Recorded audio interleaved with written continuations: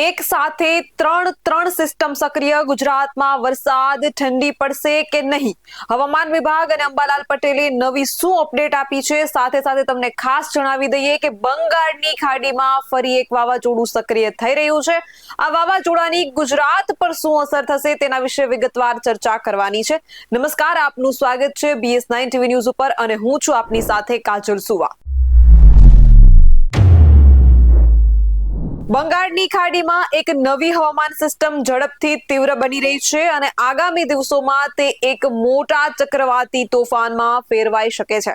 IMDએ આપેલા લેટેસ્ટ હવામાન અપડેટમાં જણાવાયું છે કે મલેશિયા અને મલક્કા સ્ટ્રેટ નજીકનો લો પ્રેશર વિસ્તાર હાલમાં ત્યાં કાર્યરત છે, જેમાં 7.6 કિલોમીટર સુધી સંકળાયેલ સાયક્લોનિક સર્ક્યુલેશન સક્રિય છે. ભારતીય હવામાન વિભાગે જે વાતનો ડર સતાવી રહ્યો હતો તે જ થવા જઈ રહ્યું છે. હવામાન વિભાગે IMDએ આપેલી માહિતી પ્રમાણે બંગાળની ખાડીમાં એક નવી હવામાન સિસ્ટમ ઝડપથી તીવ્ર બની રહી છે અને આગામી દિવસોમાં તે એક મોટા ચક્રવાતી તોફાનમાં ફેરવાઈ શકે છે. જી હા, IMDએ આપેલા લેટેસ્ટ હવામાન અપડેટમાં જણાવાયું છે કે મલેશિયા અને મલક્કા સ્ટ્રેટ નજીકનો લો પ્રેશર વિસ્તાર હાલમાં ત્યાં કાર્યરત છે, જેમાં 7.6 કિલોમીટર સુધી સંકળાયેલા સાયક્લોનિક સર્ક્યુલેશન સક્રિય છે.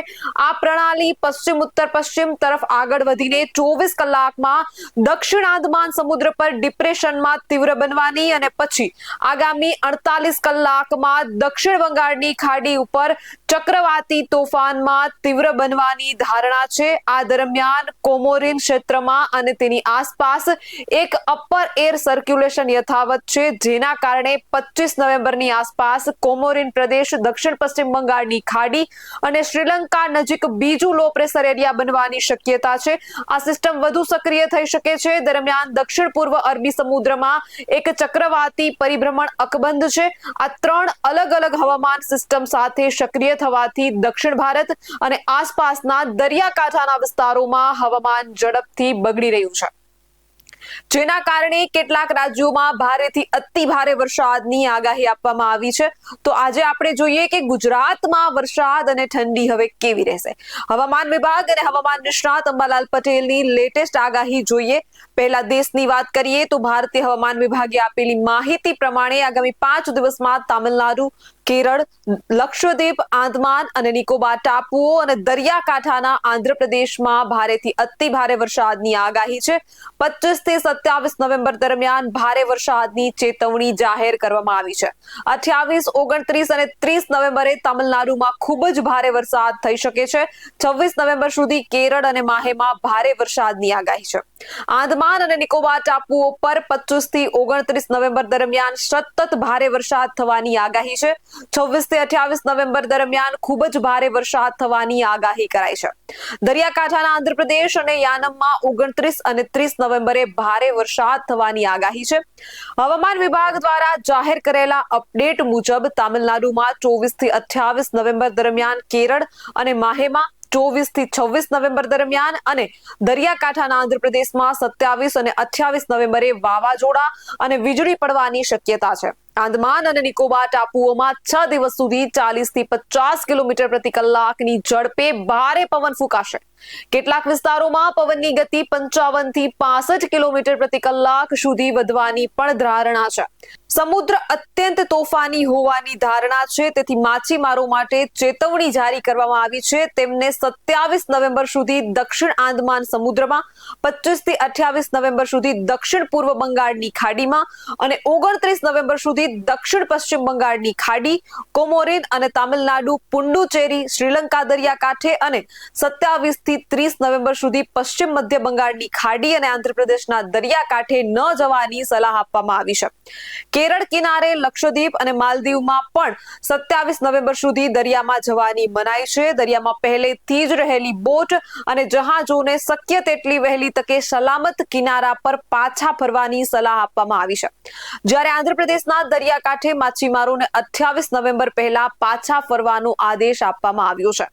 હવામાન વિભાગે આપેલી માહિતી પ્રમાણે સૌરાષ્ટ્ર, કચ્છ સહિત ગુજરાત તથા દીવ, દમણ અને દાદરા નગર હવેલીમાં હવામાન શુષ્ક રહ્યું હતું. ઉત્તર પૂર્વીય પવનો ફૂંકાઈ રહ્યા છે. આગામી 5 દિવસ દરમિયાન પ્રદેશમાં લઘુત્તમ તાપમાનમાં કોઈ મોટો ફેરફાર થવાની શક્યતા નથી. આ સાથે ગુજરાતમાં આગામી 5 દિવસ હવામાન શુષ્ક રહેવાની આગાહી આપવામાં આવી છે.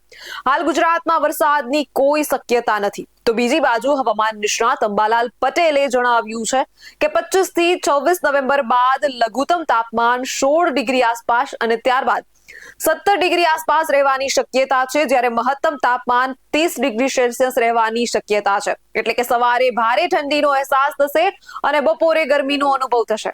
એટલે કે લોકોને બેવડી ઋતુનો અનુભવ થશે. ડિસેમ્બર મહિનામાં વાતાવરણમાં પલટા આવશે. ગુજરાતમાં 15 થી 17 ડિસેમ્બરે માવઠાની શક્યતા છે.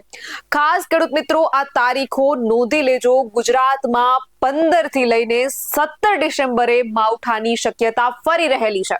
તેમણે જણાવ્યું છે કે આગામી 15 થી 17 ડિસેમ્બર સુધી રાજ્યના કેટલાક ભાગોમાં વાદળછાયું વાતાવરણ રહેશે, જ્યારે કેટલાક વિસ્તારોમાં કમોસમી સામાન્ય વરસાદની પણ શક્યતા છે. આ સાથે તેમણે જણાવ્યું છે કે ડિસેમ્બરમાં પશ્ચિમી વિક્ષેપની શક્યતા છે, જેને લીધે ડિસેમ્બરના બીજા સપ્તાહથી રાજ્યના અલગ અલગ ભાગોમાં માવઠું થઈ શકે છે. સાથે જ તારીખ 20 ડિસેમ્બરથી દેશના ઉત્તરીય પ્રદેશોમાં ભારે હિમવર્ષા થવાની શક્યતા છે. 22 ડિસેમ્બર બાદ આકરી ઠંડી પડવાની સંભાવના છે. ડિસેમ્બરના અંતમાં પણ હવામાનમાં પલટો આવી શકે છે. પશ્ચિમી વિક્ષેપની અસર જતી રહેતા કાતિલ ઠંડીને વેગ મળે છે. તેથી જાન્યુઆરીમાં પણ હાડ થીજવતી ઠંડી પડે તેવી શક્યતા છે. 11 અને 12 જાન્યુઆરી બાદ પણ ઠંડીનો ચમકારો અનુભવાશે. ફેબ્રુઆરી અને માર્ચમાં પણ ગુજરાતના વિવિધ ભાગોમાં માવઠું થઈ શકે છે. બંગાળની ખાડીમાં સેન્યાર વાવાઝોડું ગુજરાત પર અસરની શક્યતા કેટલી? હવે ખાસ વાત કરવાની છે સેન્યાર વાવાઝોડા વિશે. બંગાળની ખાડીમાં આ એક નવી સિસ્ટમ સક્રિય થઈ છે, જે મંગળવાર સુધીમાં મજબૂત બનીને એટલે કે આજ સુધીમાં મજબૂત બનીને ડિપ્રેશનમાં ફેરવાશે. માત્ર ડિપ્રેશન જ નહીં, આ સિસ્ટમ વધુ મજબૂત બનીને 48 કલાકમાં વાવાઝોડું બની શકે છે. બરાબર 1 મહિના પહેલા આ એ સમયગાળો હતો કે જ્યારે ગુજરાતના ખેડૂતોએ માવઠાનો માર વેઠવો પડ્યો હતો. અને ફરી 1 મહિનો પૂર્ણ થયો છે અને બંગાળની ખાડીમાં ફરી એક વાવાઝોડાની મુસીબત ઊભી થઈ છે. ખેડૂતોના ખભા પર પડેલા માવઠાના એ ઘા હજુ પણ રૂજાયા નથી. એવામાં દેશના ખેડૂતો પર વધુ એક આફતના મંડાણ થઈ રહ્યા છે. હવામાન વિભાગના જણાવ્યા પ્રમાણે બંગાળની ખાડીમાં એક સિસ્ટમ સક્રિય થઈ છે, જે મંગળવાર સુધીમાં મજબૂત બનીને ડિપ્રેશનમાં ફેરવાશે. માત્ર ડિપ્રેશન જ નહીં, આ સિસ્ટમ વધુ મજબૂત બનીને 48 કલાકમાં વાવાઝોડું પણ બની શકે છે. હવામાન વિભાગના જણાવ્યા પ્રમાણે આ સિસ્ટમ હાલ આંદમાન નિકોબાર અને મલેશિયા નજીક દરિયામાં છે, જે પશ્ચિમ ઉત્તર પશ્ચિમ તરફ આગળ વધતા ડિપ્રેશનમાં ફેરવાશે. બાદમાં આ જ દિશામાં ગતિ કરીને 48 કલાકમાં વાવાઝોડું બની શકે છે. જો કે વાવાઝોડું બન્યા બાદ તેનો ટ્રેક કઈ દિશામાં રહેશે અને ક્યાં ટકરાશે એ અંગે હવામાન વિભાગ દ્વારા હાલ સત્તાવાર કોઈ માહિતી જાહેર કરવામાં આવી નથી. જો બંગાળની ખાડીમાં આ વાવાઝોડું બનશે તો ભારતના દરિયામાં આ વર્ષનું આ ત્રીજું વાવાઝોડું હશે. આ અગાઉ શક્તિ અને મોન્થા નામના વાવાઝોડા બની ચૂક્યા છે. જો આ વાવાઝોડું બનશે તો તેનું નામ શેન્યાર હશે. આ નામ યુનાઇટેડ આરબ અમીરાત દ્વારા અપાયેલું છે. આ તરફ હવામાન નિષ્ણાત અથરેયા સેટીના જણાવ્યા પ્રમાણે 27 નવેમ્બર સુધીમાં બંગાળની ખાડીમાં શેન્યાર વાવાઝોડું બની શકે છે, જે પશ્ચિમ ઉત્તર પશ્ચિમ દિશામાં આગળ વધીને 28 નવેમ્બરે સિવિયર સાયક્લોનિક સ્ટ્રોમ એટલે કે ગંભીર અને 29 નવેમ્બરે અતિ ગંભીર વાવાઝોડું બની શકે છે. સાથે જ દક્ષિણ ભારત અને શ્રીલંકા નજીક પણ એક લો પ્રેશર એરિયા સક્રિય થયો છે, જે 25 નવેમ્બર સુધીમાં ડિપ્રેશન બની શકે છે. હવામાન વિભાગ અને હવામાન નિષ્ણાત બંગાળની ખાડીમાં વાવાઝોડું બનવાની સંભાવના વ્યક્ત કરી ચૂક્યા છે. હવામાન વિભાગે હજુ સત્તાવાર ટ્રેક જાહેર નથી કર્યો. જો કે અથરેયા સેટીના અનુમાન પ્રમાણે આ વાવાઝોડું 30 નવેમ્બરે અને 1 ડિસેમ્બર આસપાસ ઓડિશા અને આંધ્રપ્રદેશ નજીકથી પસાર થઈ શકે છે. જો કે અથરેયાએ દર્શાવેલા સંભવિત ટ્રેકમાં વાવાઝોડું ક્યાં ટકરાશે એનો ઉલ્લેખ નથી, પરંતુ દરિયાકાંઠા નજીક પહોંચ્યા બાદ તેની દિશા ઉત્તર પૂર્વ એટલે કે વાવાઝોડું કાંઠે પહોંચીને થોડો વળાંક લઈ શકે છે. બંગાળની ખાડીમાં થનારી આ મોટી હિલચાલની અસર ગુજરાત પર થવાની સંભાવના હાલ નથી. ખેડૂત મિત્રો માટે એક રાહતના સમાચાર છે કે બંગાળની ખાડીમાં જે હિલચાલ થઈ રહી છે એની ગુજરાત ઉપર હાલ સંભાવના, એની અસર થવાની સંભાવના જે ખૂબ ઓછી છે. કારણ કે સેંકડો કિલોમીટર દૂર અને એ પણ શિયાળામાં આ સિસ્ટમ બની રહી છે. એવામાં તેની ગુજરાત પર કોઈ વરસાદની અસર સંભાવના હાલ જોવા નથી મળી. જો કે દક્ષિણ ભારતમાં આંધ્રપ્રદેશ ઉપરાંત ઓડિશા સહિતના રાજ્યોમાં આગામી 2-3 દિવસ બાદ વરસાદ અને પવનનું જોર જોવા મળી શકે છે. એટલે કે ગુજરાતના ખેડૂતોએ બંગાળની ખાડીના વાવાઝોડાને લઈને હાલ કોઈ ચિંતા કરવાની જરૂર નથી, પરંતુ બંગાળની ખાડીના કાંઠે આવેલા ખેડૂતો માટે ખરેખર આ સ્થિતિ ચિંતા ઊભી કરનારી જરૂર છે. આવા જ વધુ અહેવાલ સાથે મળતા રહીશું. તમે અમારી YouTube ચેનલને સબસ્ક્રાઇબ કરવાનું અને અમને Facebook અને Instagram પર ફોલો કરવાનું ચૂકશો નહીં. બાકી અવનવી અપડેટ મેળવવા માટે આપ જોતા રહો BS9 TV ન્યૂઝ.